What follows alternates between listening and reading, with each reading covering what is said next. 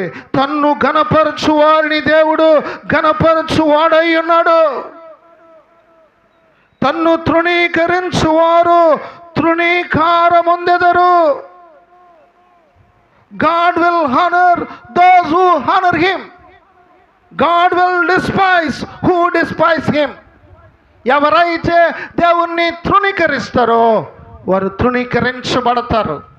లేఖన భాగాల్లో మనం చూస్తున్నాము, హోఫ్ని ఫినెహాసులు దేవుణ్ణి గౌరవించలేకపోయారు, దేవుణ్ణి సన్మానించలేకపోయారు, దేవుణ్ణి ఘనపరచలేకపోయారు. అదే సంఘములో ఉన్న సమూయేలు దేవుణ్ణి ఘనపరచడు, దేవుణ్ణి సన్మానించడు, దైవ భయముతో మందిరంలో నిలిచినాడు. కనుక దేవుడు సమూయేలును ఘనపరచడు.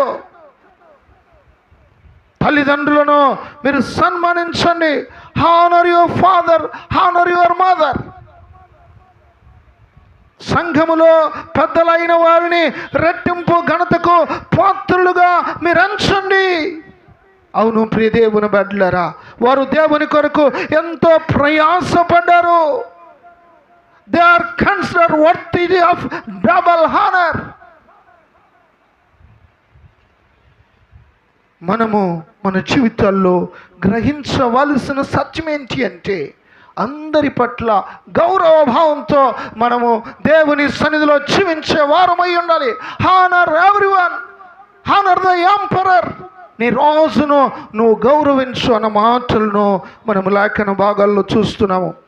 जो लोग परमेश्वर का सम्मान करते हैं उन्हें परमेश्वर भी सम्मानित करता है. ఎవరైతే దేవుణ్ణి ఘనపరుస్తారో వారిని దేవుడు తప్పక ఘనపరుస్తాడు. సమూయేలును అందరికంటే ఇశ్రాయేళ్ల సంఘమందు ఆ దేవుడు ఘనపరచాడు.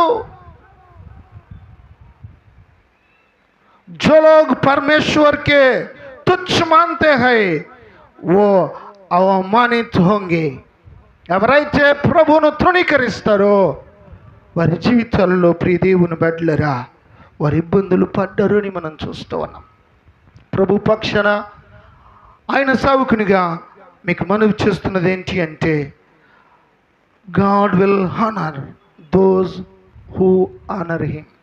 ఎవరైతే ప్రభువును గణపరుస్తారో ఆ దేవుడు వారిని గణపరుస్తాడు. ఈ దినమందు సమూయేలు వలె మిమ్మును, మీ బిడ్డలను, మీ కుటుంబాలను దేవుడు గణపరచునుగాక. ఇశ్రాయేళ్ల సంఘములో సమూయేలు కుటుంబాన్ని హెచ్చించిన దేవుడు మిమ్మును, మీ కుటుంబాలను ఈ దినమందు హెచ్చించునుగాక. సమూయేలు పట్ల కృప చూపిన దేవుడు మీ పట్లను, మీ బిడ్డల